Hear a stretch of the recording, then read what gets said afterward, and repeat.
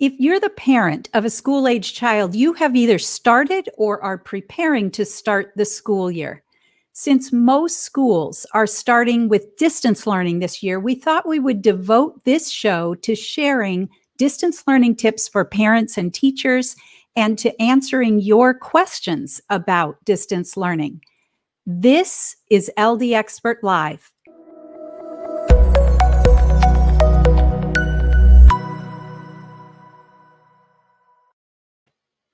I read a quote online that says, "Sometimes you win and sometimes you learn." For most parents and many teachers, distance learning was not a win last spring, but I do think a lot has been learned since then. Today, we have a pre-recorded interview with a wonderful classroom teacher who has a wealth of distance learning tips for teachers learned in the trenches. Then Maddie Lino, our moderator and one of our Stowell Learning Center team leaders, and Briana Hurst, the assistant director of our Irvine, California Center, will join me to share some tips for parents and answer your questions about distance learning. Welcome to LD Expert Live, your place for answers and solutions for learning disabilities, dyslexia, and auditory and attention challenges. I'm your host, Jill Stowell, founder of Stowell Learning Centers and author of At Wit's End, A Parent's Guide to Ending the Struggle, Tears, and Turmoil of Learning Disabilities. To get a free copy, go to parentsatwitsend.com. I want to welcome all of our subscribers and our online community. I love that some of you have been suggesting topics that you'd like to hear on the show, and this is one of them today. Let's first say hello to Maddie, and then we're going to jump right in because we have so many great ideas for you today. Hello, everyone. Hi. I'm really looking forward to the show. I know it's such a big topic right now, and I'm looking forward to see who is saying hi, who's watching. We already have Mona saying hello from Futures in Pasadena. Hi, Mona. Thanks for joining. So yeah, let us know where you're checking in from. And of course, leave your questions and comments down below. Thank you, Maddie. We are going to start off today with a pre-recorded interview with a third grade classroom teacher from Colorado. Just like all of our other educators, she had to shift overnight to distance learning and learn how to make it work and be effective on the job. This interview is about 30 minutes, and if you know someone who is a teacher, you are going to want to share this with them because our guest, Sharon Leasure, has so many fun, helpful suggestions that she actually implemented, so we know they work. And parents, I think you'll find nuggets in this for yourselves as well. And remember, after the video, we're going to be answering your questions, so be sure and begin posting. Let's take a look. Today, I have the great pleasure of interviewing my dear friend, Sharon Leasure from Arvada, Colorado. She is not only a fantastic third grade teacher, but she was my college roommate and a colleague when we taught together at the same elementary school many years ago. Sharon, I am so excited to have you on our broadcast. I remember talking to you in the spring when all the schools went to distance learning, and naturally a lot of teachers were in panic mode, but it seemed like you were having a really good time with your students. It felt like distance learning was going to be temporary. So I know it's really tough on teachers and kids now to be starting the school year remotely, but I thought you might have some tips for classroom teachers for making it a little bit easier and more productive. So welcome. Thank you, Jill. Thanks for inviting me to your broadcast. This is fun to see you and just to share some ideas that, you know, we had to think on our feet, as all of you teachers out there know, that we were inventing things as they were happening.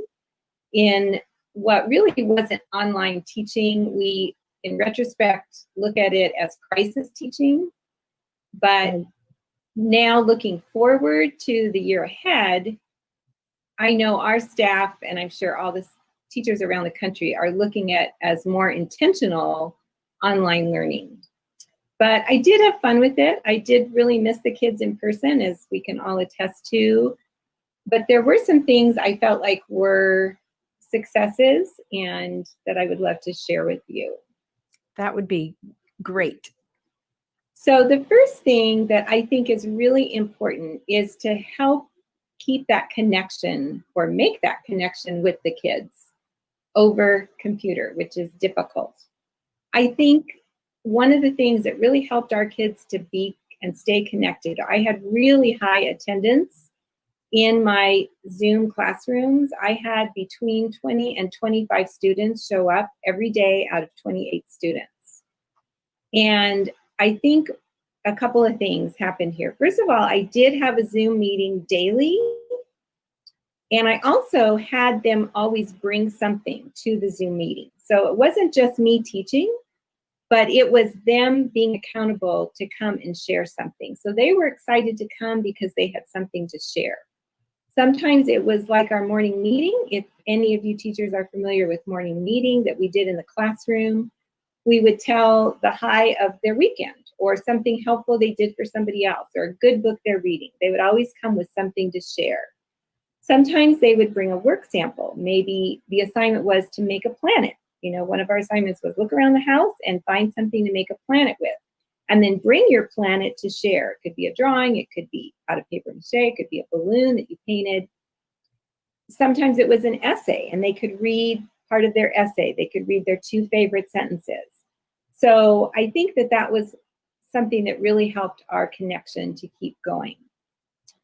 Also, I had really specific expectations. Now, I didn't do this at the beginning, to be honest, but about halfway through, and I would certainly do that at the beginning of this year, is I realized that our expectations are very similar to being in the classroom. One of the things I do in the classroom, and maybe some of you have heard of it, is called a STAR student. So S stands for sit up. And so that was really important. So I made a rule, you must be sitting up, and it must be on a chair or a couch. It cannot be on a bed. Because as you probably remember, there were many students that came to us laying in their bed in their jammies. And that's okay if it's story time, but it's not okay if it's class time. So that was the first rule, is sitting up on a chair or a couch. T was to track the speaker. And just like if I'm in the classroom, whoever's speaking, we want to look at that student. So we don't want to be looking at our Nintendo game. We don't want to be playing Minecraft. We want to be tracking the speaker. A is ask and answer questions. So be ready. If I call on you and they know, I'm not just going to call on people who raise their hand, but all of you should be listening. So be ready to answer questions and ask questions if there are questions that you want to ask. R is respect.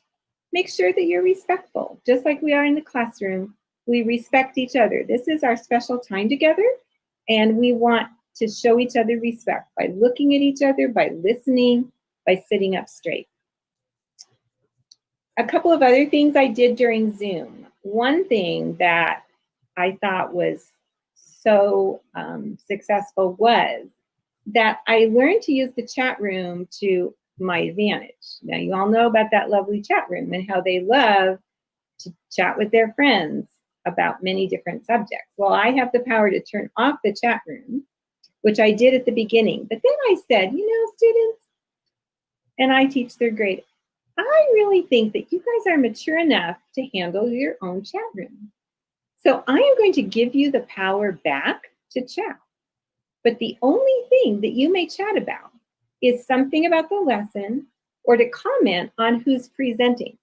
So if someone is presenting their planet, then you can make a positive comment, positive comments only, something that you liked about their planet, something that you liked about their presentation, or you can comment on the lesson. And as long as you do that, then you are going to have the power in the chat room. But if you can't be mature enough to do that, then I'll have to take the power back. Well, guess what? It worked beautifully. They were so positive and so complimentary to each other. It was so darling to see their comments. And then it kept everybody on track, and our lesson went a lot smoother. Another expectation I had was no virtual background. At first, that was really fun, and we could see Johnny in Hawaii, and we could see Susie in the mountains, but then their head disappears, and then it looks like fire's coming out. Not the best learning environment. So every once in a while, I would have a theme day where I said, okay, today we can do virtual backgrounds, but most of the time they were off limits.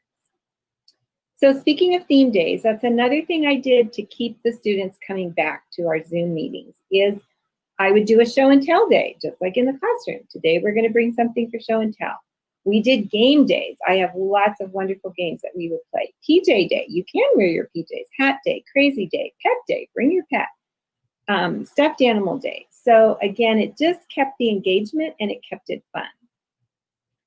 I think our energy level is always important as a teacher to keep our energy level up, but I think it's even doubly important on Zoom because they're only seeing pretty much our head and not our whole body, but our facial expressions, our eye contact, hand gestures, all of those things that we use to make us great teachers and to show passion for whatever the lesson is. Just like in the classroom, you would say, oh, you're going to love this part of history. I just can't wait to teach you about the signing of the Declaration of Independence. It's so exciting. And then the students are like, oh, wow, we're really excited.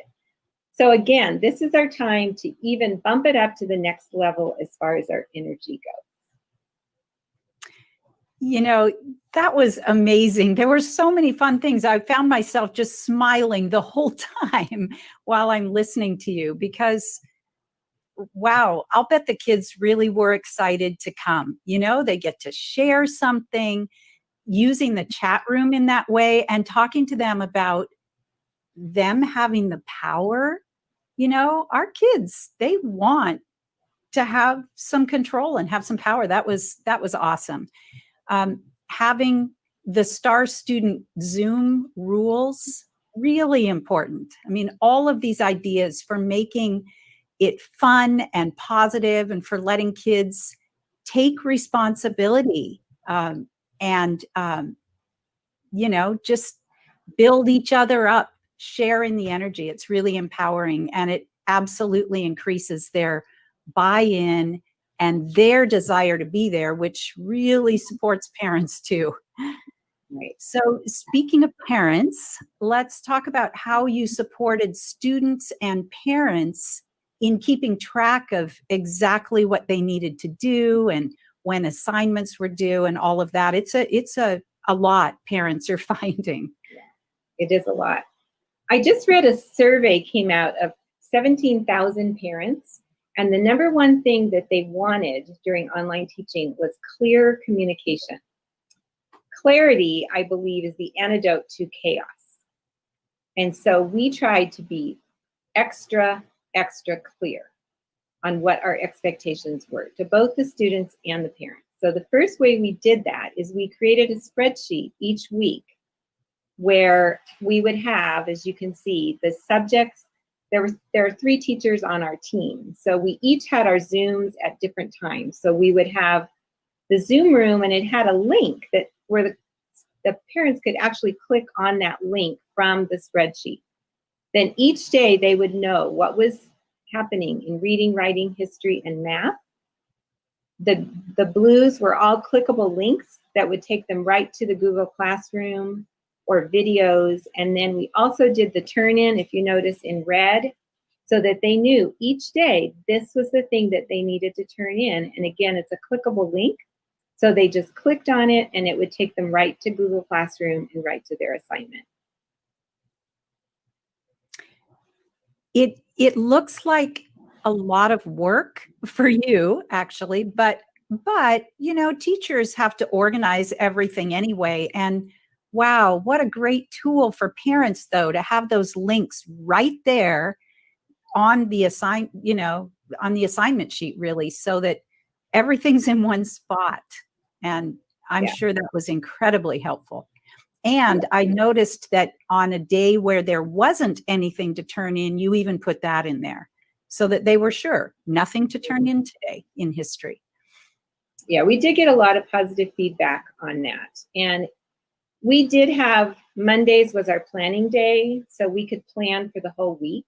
And it was a lot of work. I won't say it wasn't a lot of work, but it really paid off, not just for the parents, but it actually kept us on track because then every day we didn't have to wonder, oh, now what did we say we were going to do? I was like, oh, yeah, that's right. We're doing this worksheet. Everything was created, and then it just ran itself. So, and I'll bet you had a lot fewer emails and things from parents, from panicked parents not knowing what to do. Yeah, absolutely. So a couple of other things I did to communicate with parents and students. So one is I would post daily on their classroom. So on Google Classroom, I would send a message right at 8 o'clock so the kids could kind of count on like, oh, Mrs. Leasure is going to send us a message at 8 o'clock, like, good morning, students. I'm looking so forward to seeing you at Zoom at this time. I would send them the link as well. So, and I really wanted the students to take more responsibility. Even at third grade, I would tell them, you know, you don't need to have your parents find the Zoom link. Here's the Zoom link right here. You can click in at 10 o'clock, be there, make sure you bring, you know, today, make sure you bring your colony project. You need a whiteboard, marker, eraser, notebook, paper. Make sure you have all that stuff. So I would put that in my morning message. Then I would also email, this was probably a little bit overkill, every day I would email parents with just a little blurb, again, the link. Probably going into this year, I would email them once a week, and that's probably enough at this point. Mm-hmm. The other thing I did that I think was also a win was I had some parent Zoom meetings where it was just for the parents.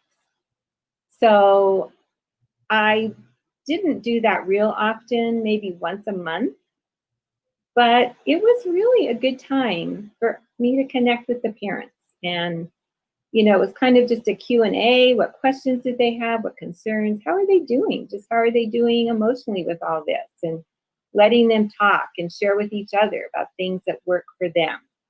So, because part of teaching is not just the kids, it's connecting with the parents as well.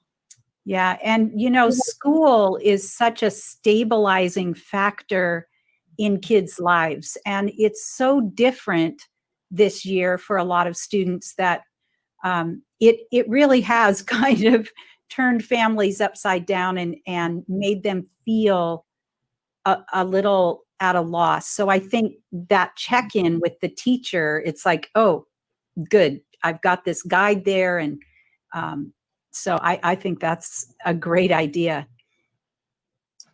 One other thing I did, which I think had big payoffs, and it wasn't easy, but for some of my really struggling students, I would try to have a one-on-one, either Zoom with them or a phone call, at least once a week for maybe 30 minutes.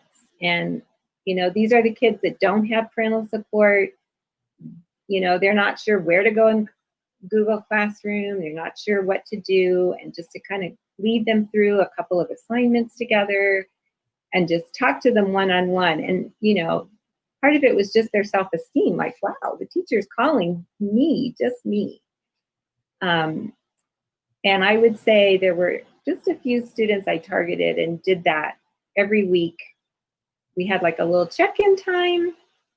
And even though it was difficult to make time for that, the payoff was pretty huge in them being able to complete at least some of the assignments.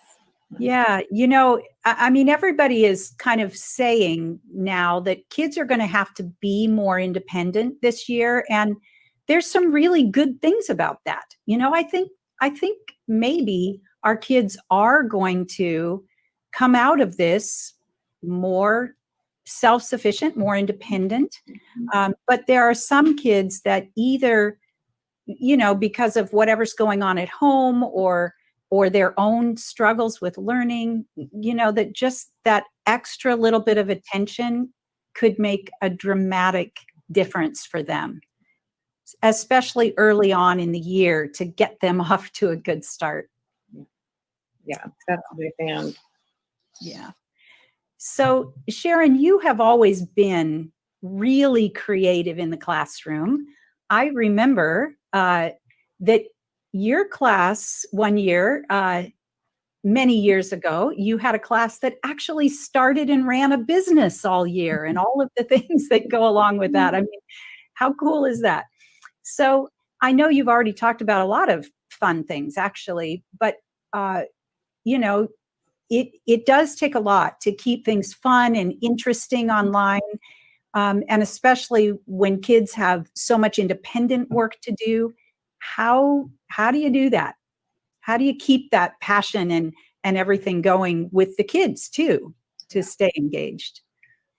Yeah, as we know, creativity is really important to keep all of us interested. Is we just don't want to be reading, chapter and answering questions every day. That gets really tedious. So some of my creative projects, again, I really encourage them to just, find things around the house. You don't need to go to the store because, again, that was when people weren't really encouraged to go to the store. But just look around and make a planet. Or when we studied colonies, there were many choices. You could make a diorama and you could make cute little figures about Jamestown. Get some little fabric, get some paper, and just make little stick figures. Or you could draw a picture, you could paint a picture.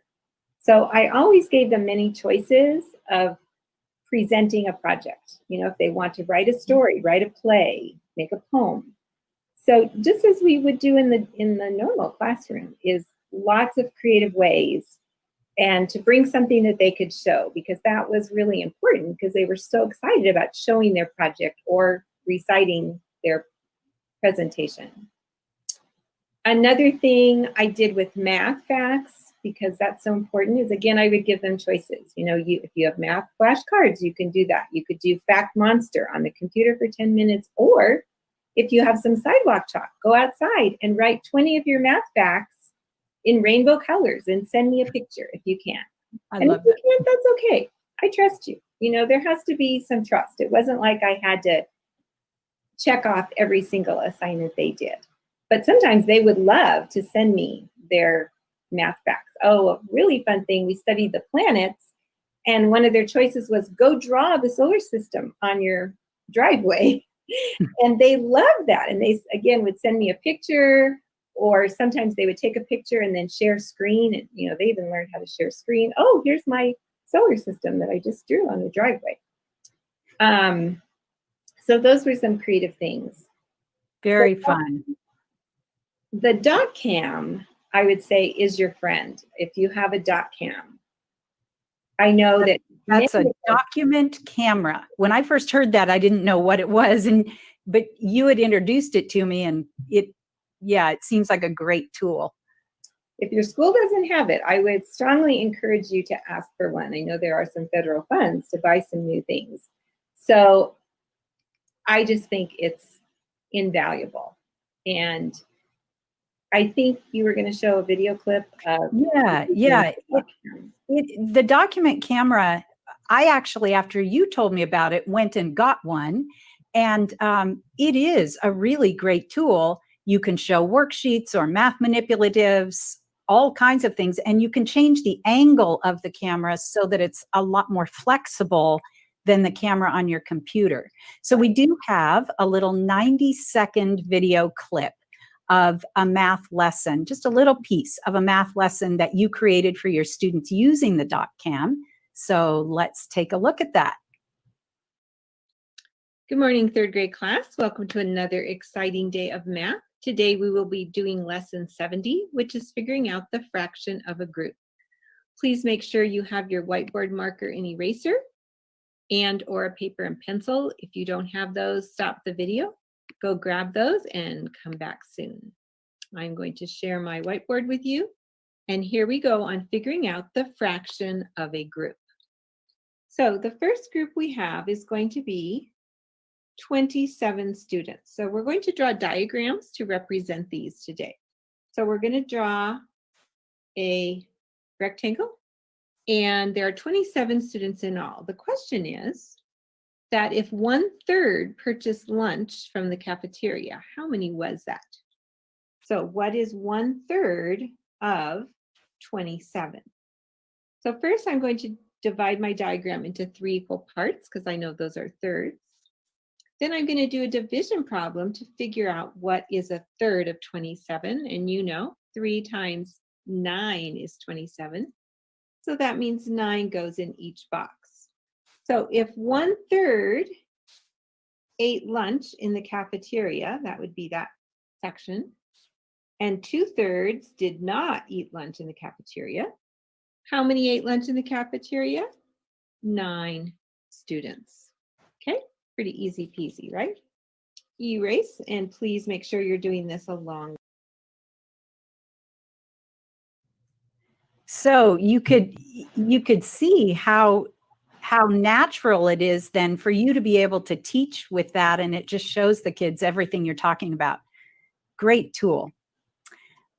So there has got to be some variety among your families in terms of the equipment that they have at home or how tech savvy they are. What are some of the challenges that you have run into with online school? Yes, the families are all over the board, although we were fortunate that we had Chromebooks for the families to pick up if they needed them. And I think most districts I've been hearing have had that option for the families. So most of them had a Chromebook, but a printer was not always readily available. So that's why I did encourage them to take a picture of their work. Like if it was a worksheet, they could take a picture of it. If it was their facts on the sidewalk, take a picture of it and then just upload that and send me the picture. So that took a little parent involvement at first, but by the end, even my 3rd graders, a lot of them knew how to take a picture and upload it and send it to me for their assignment. So that alleviated the need of a printer. Yeah, kids are amazing, aren't they? What they can do. What about educational websites? What are your thoughts about those? You know, I'm sure most teachers, we were inundated daily with so many different websites. Oh, make sure you try this. Oh, how about this? How about this? From the district office, from our instructional coach. And I think sometimes too much is too much. And so I would say focus on a few. Just pick a few that you really like or that you really want to get to know. You don't need to know the whole world out there. So I will just share with you some of my favorites. For reading comprehension, Raz Kids is amazing. R-A-Z, Raz Kids. It has all different levels, and you can choose a level for students. So you can type in all of your student roster, and then you can assign each student what level you want them reading at. And then they have choices of books to read. It actually will read the story to them, and they can listen option, or they can read it silently. And then there's comprehension questions. There's little, quizzes and prizes. So Raz Kids for reading. iExcel for math is fantastic. It's both diagnostic and gives recommendations. So you can even just say your assignment is to do diagnostic for 30 minutes, and it will help diagnose the child, and then the next day they can do what those recommendations are. Or there are specific skills that you can assign, and there's hundreds of skills per grade level. It's amazing. iExcel. Another just fun one for practicing math facts is Fact Monster. There's many out there. That's a free one. Storyboard for writing and illustrating stories was fun. And then this was also a win, was Flip It, where they can share videos. So sometimes their assignment was to memorize and recite a poem. Now we can do that at our Zoom meeting, but that takes like a really long time for even 20 students to recite their poem. Or they can upload it onto Flipgrid, and then everyone can see their videos and enjoy them at their leisure. And of course they watch them because they wanted to see their video, and then there's all their classmates. So we use that a lot. They could share their story. They could read their whole story if they wanted. Paragraph writing. They could share their favorite book, and any of those sharing kinds of things they could put on Flipgrid and then everybody could enjoy them. And that way we didn't have to take our whole Zoom meeting to listen to each student. So those were my favorites. So that last one, Sharon, that was called Flip Grid. Grid. Okay. Flip, yes. Perfect. Grid. Wow. This has been great information. You know, it makes me realize that, I mean, as a teacher, teaching takes a lot of time. It takes a lot of energy. And really, it's kind of scary to have to go to a whole new medium for an undefined amount of time. But it really is just taking all that great stuff that you do and just putting it into a different format, kind of. And so, wow, I kind of wish I was in third grade so I could be in your class. Thank you so much for sharing all of this. What last words of encouragement do you have for teachers who are doing online schooling this year, or at least for right now? So first I would say, give grace to all. Give yourself grace for mistakes. It's okay if technology doesn't work perfectly. It didn't work perfectly for me every time. And even the kids would help me out. You know, they would say, well, Mrs. Leasure, you need to push that button. Oh, okay. So give yourself grace, give the students grace, give the parents grace. We all need grace. Even though distance learning is not in person, still remember it is teaching, and that we have the privilege of imparting knowledge and more importantly, to develop character and values in students. We have the power to make someone feel special just by our comments and our compliments. We are teachers. We know how to be flexible. We know how to keep education going on. We know how to plan and give feedback. It's just in a different way. Try new things, have fun, and remember that whether we're in person or online, we're still doing what I think is one of the most important jobs in the universe. And that's making the world a little better place, one child at a time. Absolutely. Wow. kind of got me there, Sharon. Thank you again so much for recording this interview with me and sharing these tips for teachers. I know you are headed back to school next week, so I wish you the very best with your school year. Thank you, Jill, and thanks for all that you do for kids around the country. It's just amazing, and you're an inspiration to me as well. Thank you. Well, I hope you loved that as much as I did. I was so excited after that interview, truly. I just wanted to go back to third grade and be in Mrs. Leasure's class. If you're just joining us, this is LD Expert Live. I'm your host, Jill Stowell, founder of Stowell Learning Centers, where we help children and adults permanently change their learning and attention challenges. At the end of March, Stowell Learning Centers had to go to remote learning or distance learning literally overnight. We love seeing our students in person, and I have to say that our teams at all 4 centers do an incredible job.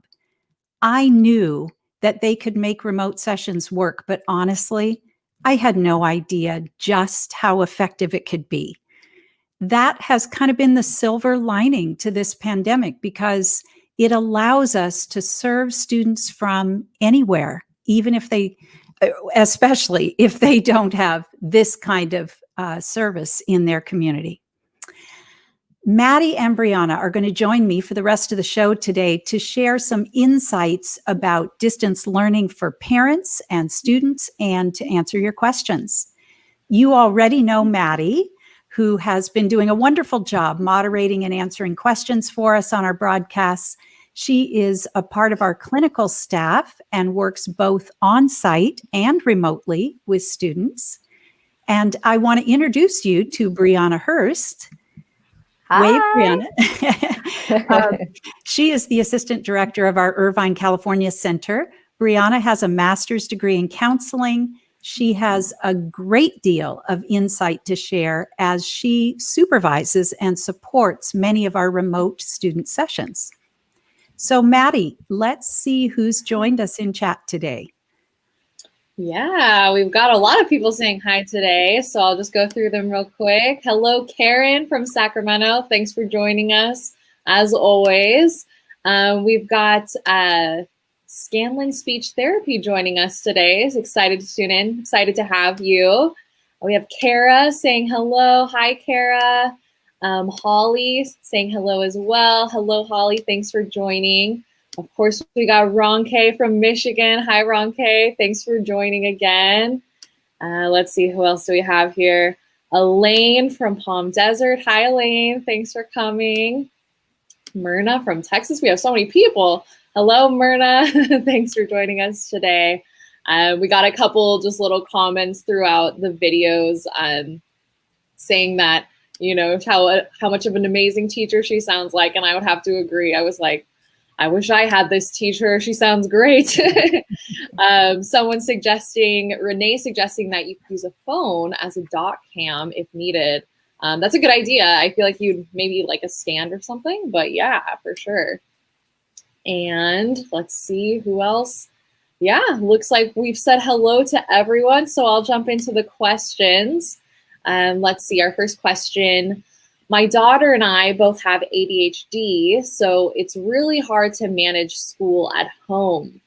Any thoughts on that, Jill? Well, this is a great time for you and your daughter to do a little problem solving together. You know, it is okay for you to be a little bit vulnerable and talk about the challenges. It makes it easier. It's a kind of a model for your child to learn how to self-advocate for themselves. So talk about it. Talk about exactly what the issue is. Come up with some specific ideas about how you can solve that, and then together choose one. Now, I realize ADHD is a great big thing, but select an issue that is challenging. Just start with one thing at a time. Brainstorm it, come up with some solutions, pick one, and together commit to trying it. And then after a couple of days, revisit it and see how it worked. And if it worked, perfect. Celebrate it and keep doing it. And you can go on to the next little piece of challenge. If it didn't work, then make some adjustments and try it again. Now, if you think about school, you know, school, when you go to school, it provides a really nice routine for you. You get up at a certain time, you have certain things you do in the morning, you take your backpack, you get in the car or you walk to school and you leave at a certain time. So you want to bring that structure of school into your online school, your distance learning. And so get up at a certain time, have the same morning routine, you know, bring the backpack or the materials to the workspace and just really stick with a routine that will help.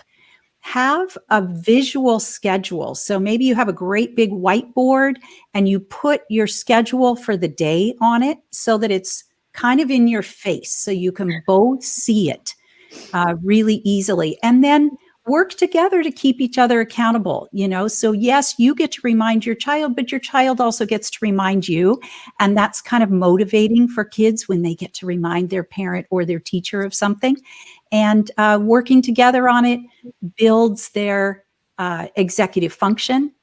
And then, as Sharon was saying in her interview, give yourself some grace, parents. If you don't stick to it perfectly, well, that's okay. You know, we're going after it and doing the best we can. I have one more thing for this issue of ADHD. A lot of times when you have ADHD, you have what might be called time blindness. So time awareness is a real challenge.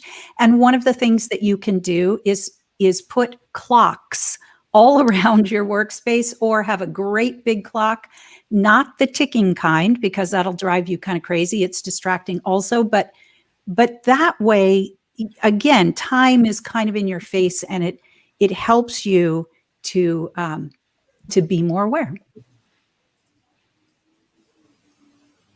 Awesome. I love that, like, kind of we're all in this together mindset.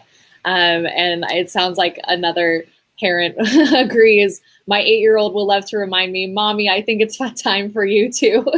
So yeah, very true. Very true. Another question we've gotten is, where should my child do his distance learning? He's very distractible. We get this question a lot. I think the best case scenario is a dedicated school space in a quiet area if you can. I'm thinking, if you do have an office, great.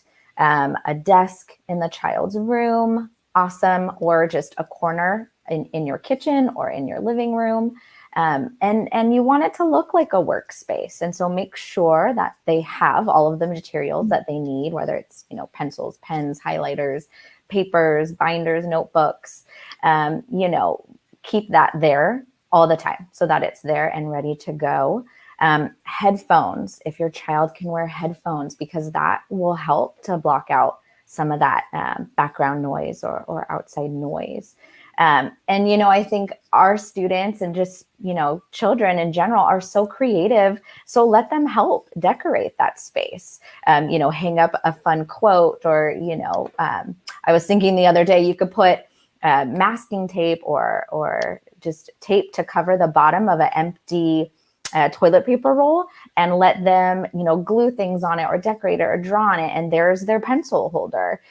So really keeping them involved in creating their own space would be fantastic. And that will also help to kind of get them excited to sit down to work, all day. It helps to keep them engaged.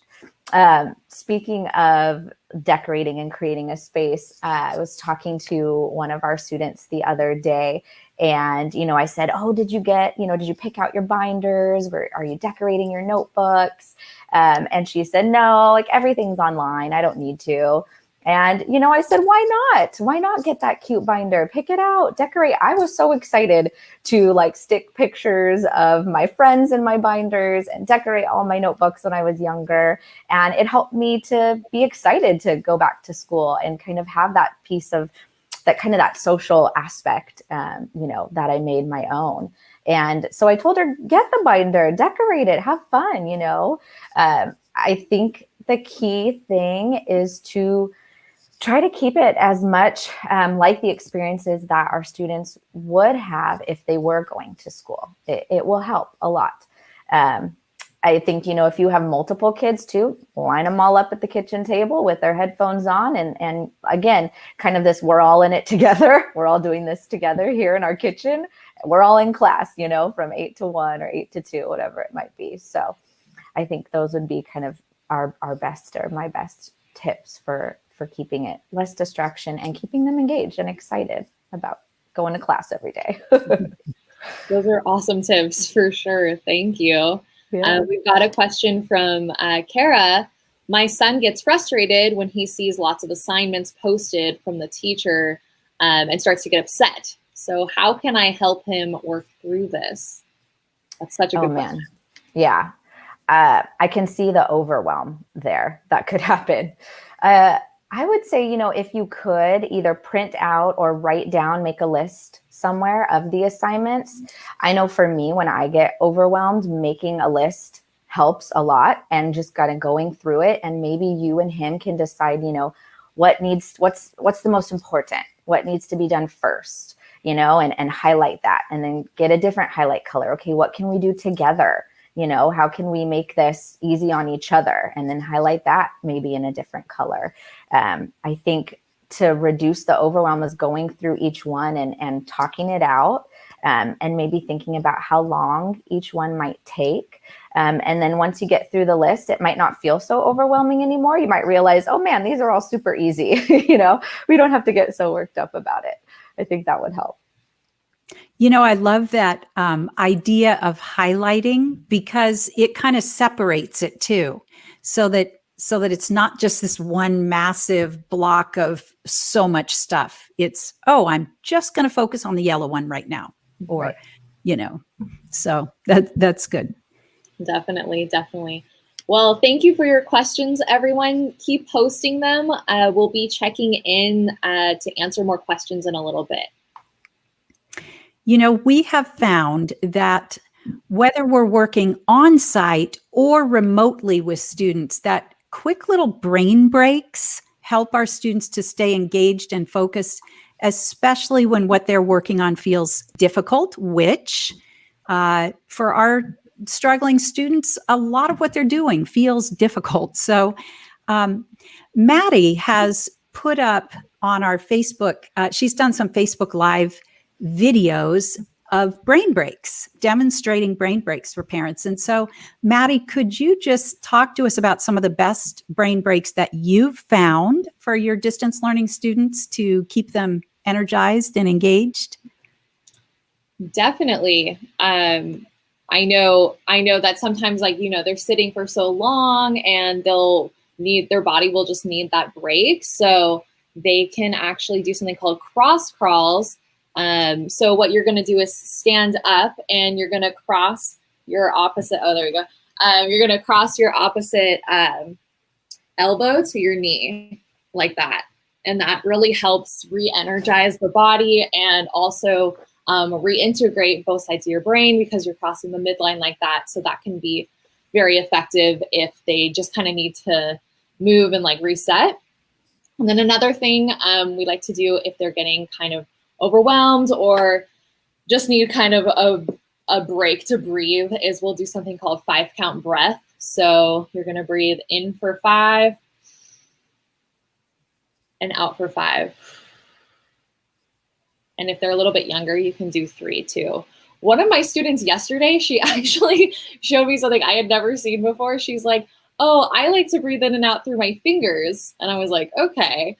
And what she did was she just traced. I think it kind of gave her something like to look at and do while she took deep breaths. So she would breathe in and then out, in and then out. And she really liked that way too. So that was a new idea for me. I don't know if maybe someone's child enjoys that more, but that's another idea as well. That is really cool. Yeah. It gets the nice slow in and out breath. And it also is probably a little bit calming to trace your fingers like that. That's a great idea. We're going to have to name that one after her. Yeah. I know. I was like, who taught you that? She's like, I made it up. I was like, oh, great. Oh, wow. Awesome. A concern that many people have about distance learning is that students are going to become fatigued because of visual strain. Dr. Regine Maradian was on our show on August 11th, and she strongly recommended that students take a break from the screen every 30 minutes.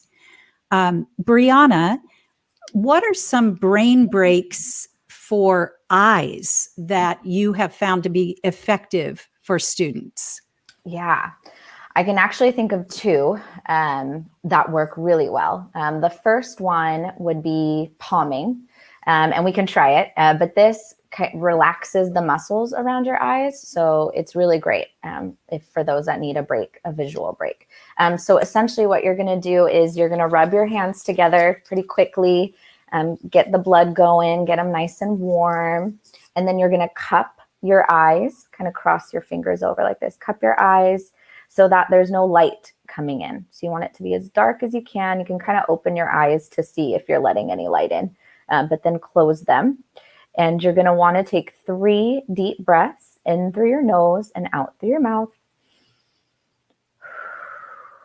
Just kind of focusing on the dark, on the black. And then once you're done with your 3 deep breaths, you just slowly uncup your eyes, let your eyes adjust to the light. But that's a great one. And it helps to relax the muscles around your eyes. The other one, we refer to it as 20-20-20. And I think we got this from Dr. Lamb, the developmental optometrist. But so basically what it is every 20 minutes or so, you want to look away from your screen 20 feet away. So down the hall, at the wall across the room, outside, for 20 seconds. So every 20 minutes or so, 20 feet away for 20 seconds, and that will give your eyes a visual break too. I'm just thinking, if you're a parent working from home, I've done both of these. I'm on my computer often all day. So these will work for you too, you and your student. I will say too, if your child wears glasses, they need to wear their glasses. Oh my goodness. I can't tell you how many times in a session I saw the student, blinking, or like trying to get really close to the screen, leaning in, asking the clinician to make the screen bigger. And I would say, do you have glasses? Do you need your glasses? And they go, oh yeah, and then they put them on, and it just makes a world of a difference. It really does, especially if they need to be reading something on the screen. So if your child wears glasses, have them wear their glasses during class, during session. Another thing that I kind of had a personal experience with when I started working from home, I was getting terrible headaches, and I kind of just chalked it up to the stress and anxiety from everything that was going on. And a couple weeks into it, I started looking into the blue light blocking glasses, and I got some, and I started wearing them every day. And I swear my headaches went away. And I truly think it was from the light, from being, looking at my screen all day. And so I'm not an optometrist. Definitely, if you have one, check in with your optometrist first, but see if you can maybe get some blue light blocking glasses for your student. And then if you are at home, I wear contacts, but I wear the blue light glasses when I'm on the computer, and then I do the palming and I do the 20-20-20, and it really does help a lot. It isn't just kids who need breaks. I mean, right. we tend to keep pushing ourselves, and then we wonder why we're so exhausted and irritable by the end of the day, right? Right. So yeah. these are great suggestions for anybody. And I would say to you parents, the signs when your child really actually needs a break. They start to get wiggly or whiny or yawning and yawning and yawning, or rubbing their eyes. Those behaviors mean something. And probably in that case, it means it's time to take a quick break and then check in on what's going on. Another good thing to have is to have a water bottle at the desk. Our brain is the first organ to dehydrate, and we need it to be hydrated in order to have good, fast electrical connections. So have water on the desk. That will help avoid fatigue. So since we're talking about breaks, I just have to share something really cute with you. My husband and I were taking a walk in our neighborhood shortly after the lockdown happened, and families had just gone to distance learning. And we saw in a cul-de-sac, that a parent had actually created a really fun, productive brain break for her child. So I just want to share this with you. It's a short little video. Students need movement breaks periodically in order to re-energize their brain for learning and focusing while they're doing remote schooling. And this clever parent made a really fun brain break, movement break for her kids using sidewalk chalk and the street. And you could see there were some balance activities, some jumping and hopping activities, and they change pretty quickly, so it's really fun. But the child has to follow directions. Here on this one, they have to sing the alphabet. So this was probably a pretty young child doing this. But what fun, to sing it and search for these letters. That's working on visual skills and alphabet skills. And then they're hopping on their right foot, which is working on right and left and balance, and then hopping on their left foot.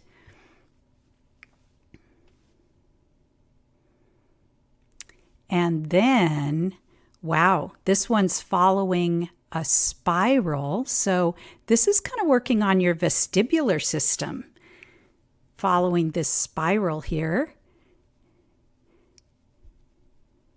Pretty cool. Hope you didn't get dizzy there. And then they do a bear crawl, which is kind of crawling on their hands and feet, not on their knees, and a crab walk. And so having to use their body in different ways. And then they do 5 push-ups. That's energizing. And then jumping on the stars, or 5 star jumps. I think maybe they're jumping looking like starfish, kind of like a jumping jack. And then this little girl had to walk her name. And it looks like her name was Rianne. And then she has to spin around 8 times. Ooh, that's a lot of spinning. I'll tell you, with spinning, if you're going to do that, make sure they spin the same amount in both directions. Then she has to run the stairs 3 times, so she's getting a little aerobic activity there. And then she's finished with a big celebration. You did it. And this is really cool. She got to time herself every time she did this little course. Really fun, quick little brain break. You can see it took her under 3 minutes. So that is just an awesome way to re-energize the brain for focus and learning. Very cool. I know, I love that. I wish I had a big old driveway for chalkboard activities. That's great. We did have a comment about internet problems, and man, this is so relatable. Ronke says that, she's been having problems with her internet and wanting to fix it before school starts. So great reminder to definitely, try to get things fixed if you can before school starts. But I know everyone's kind of going through it, and sometimes it just is what it is, but yeah, if you can get it worked out, then that's great. We've got another question. I'm really worried about distance learning because I pretty much have to micromanage everything. It's exhausting and I need to work too. Man, we've definitely heard that before. Yeah. Yes. Micromanaging is exhausting. And believe it or not, it is not necessarily in your child's best interest. Parents often voice concerns about their child's poor executive function to us. Like other skills, though, executive function needs to be exercised. And so if you do all of the thinking and planning for your child, his executive function isn't getting exercised. Now, the younger your child is, the more you have to create really specific guidelines. But as they get older, you can create those guidelines together. And as teens, they may be able to create the structure with minimal direction from you. So remember that you want this to be a joint effort because it allows your child to build some of those really critical problem solving and management skills. Dialogue about what it will look like when school starts with both you and your child working, set up some ground rules and kind of practice what that's going to be like. Let your child teach you. Have your child, so as opposed to just telling them, here's how it's going to be, talk about it, let them teach it back to you, verbalize what they have to do, how they get Zoom started, how they're going to follow the teacher on the screen, what they're going to do on their assignments. Let them kind of talk it through.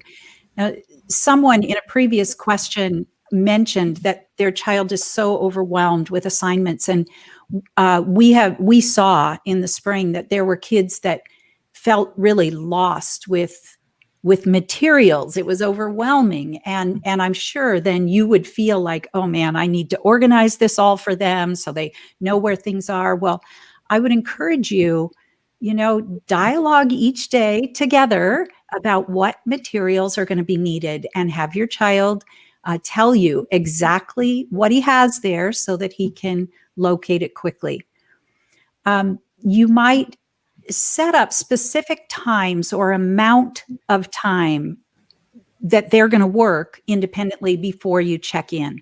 So you have to kind of gauge that based on what your child can handle, but, kind of set up together, this is our independent work time. I'll be working, you'll be working, but I'm going to check in with you every 30 minutes. And then you could set the timer for 30 minutes. And when it goes off, that's your little break to get up from your computer, go check in on the child. You might have the child have a notebook to the side. And so anything that he runs across that he doesn't know how to do when he's working independently, he can make a note of it. Or I know some of our students, the last thing they want to do is write more.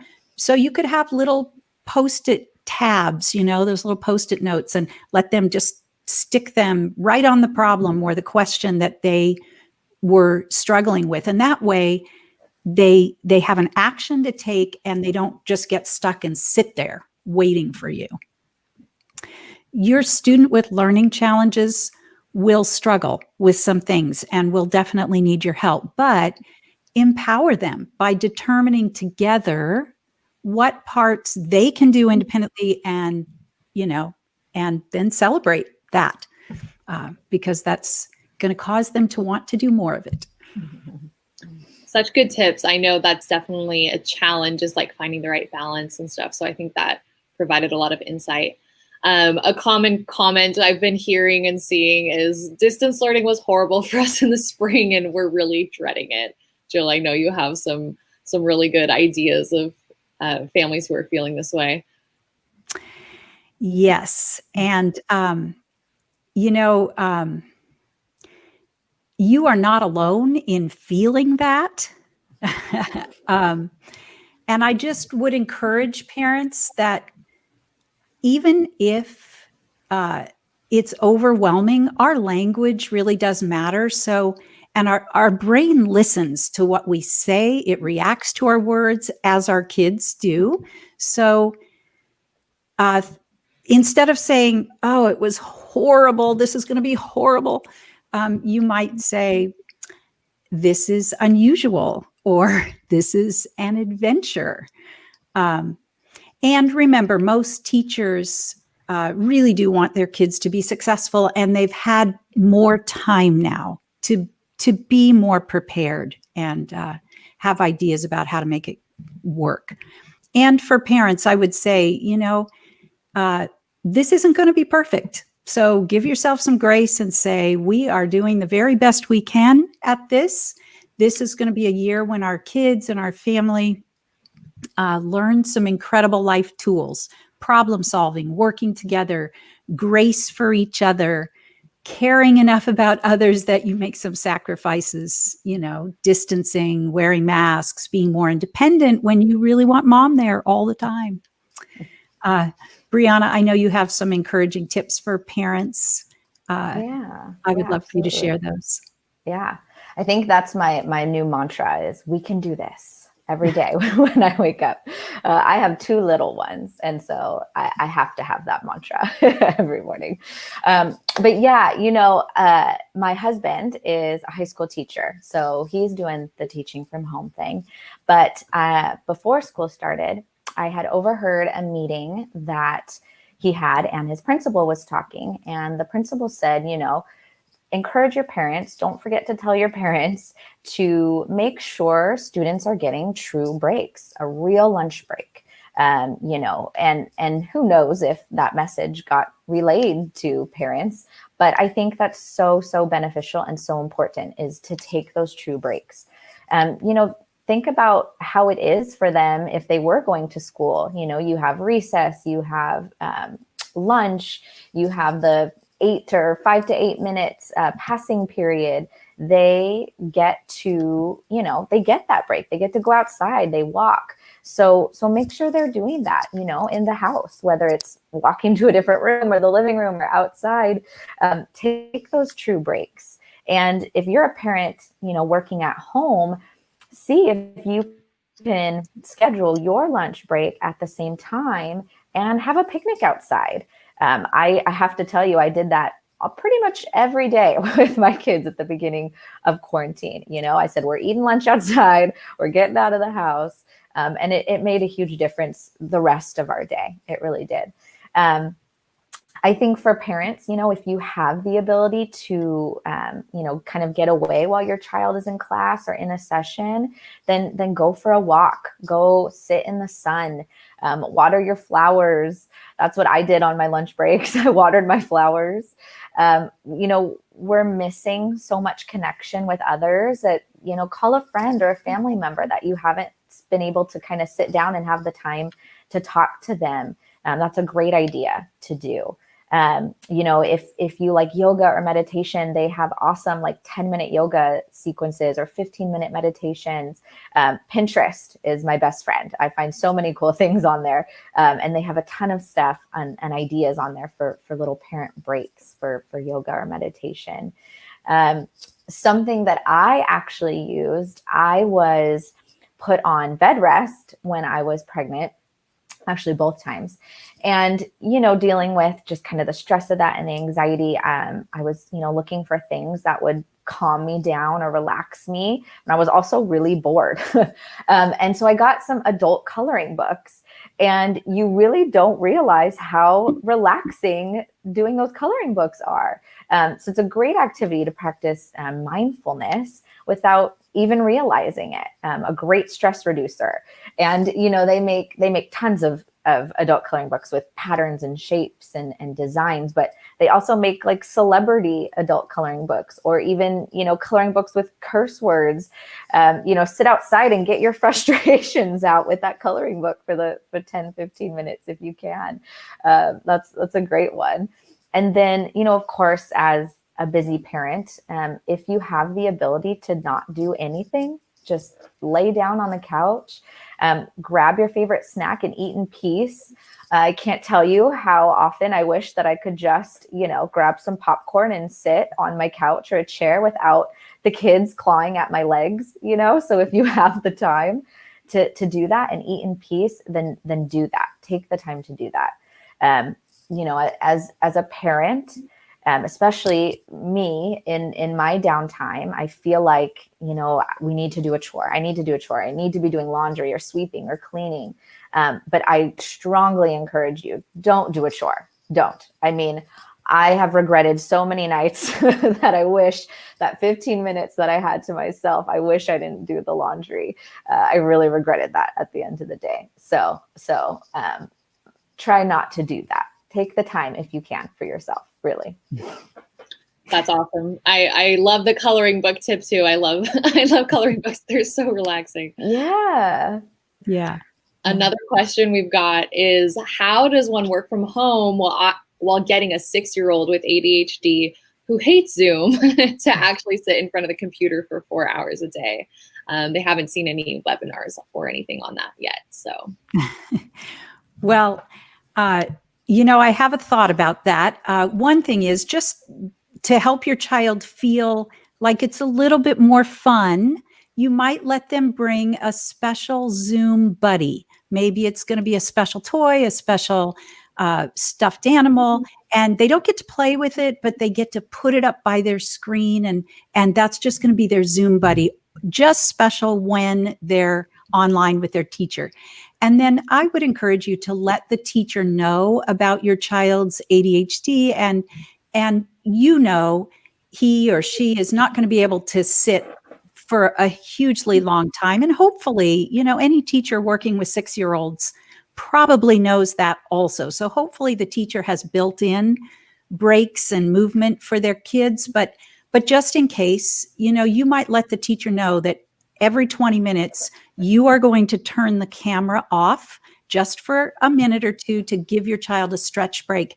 And they can stand right in front of the computer, and you can make it a little routine. So maybe every 20 minutes you come over, you turn the camera off, and then your child takes a tall stretch, a drink of water, does some cross crawls, do a little high five, and then turn the camera back on. But that kind of re-energizes them, and let your child know that when Zoom is on, both of you are working. But when you come and turn the camera off, it's a special mommy-child break. And, set the rules. Only you can turn the camera off, no interrupting during work time. And, as with everything else that we've kind of talked about, have your child verbalize it, practice it. And, then you can gradually increase the amount over time. That's great. Thank you so much. And thank you everyone for all of your questions. They make our show so interesting. So thank you. Yeah. All right. Well, thank you, Maddie and Briana, for all your insights. Maddie and Briana are a part of our very talented, caring team at Stowell Learning Centers, and it is an incredible pleasure to work with them. Remember, we do have a Facebook parent group where you can make suggestions, get resources, get your questions answered. So be sure and check that out, Mom Squad, on our Facebook page. And I want to also say a huge, huge thank you to Sharon Leasure for sharing her distance learning tips for teachers. This is LD Expert Live. I'm your host, Jill Stowell, founder of Stowell Learning Centers, where we help children and adults permanently change their learning and attention challenges. I know this is going to sound like a plug for Stowell Learning Centers, and it kind of is, but this is a really good time to close the gap if your child is behind or has struggled in school. There are reasons why smart kids struggle, and it's generally not lack of motivation or effort or support. It's because there are underlying learning or processing skills such as memory, attention, auditory or visual processing that aren't supporting your student well enough. These underlying skills can be improved.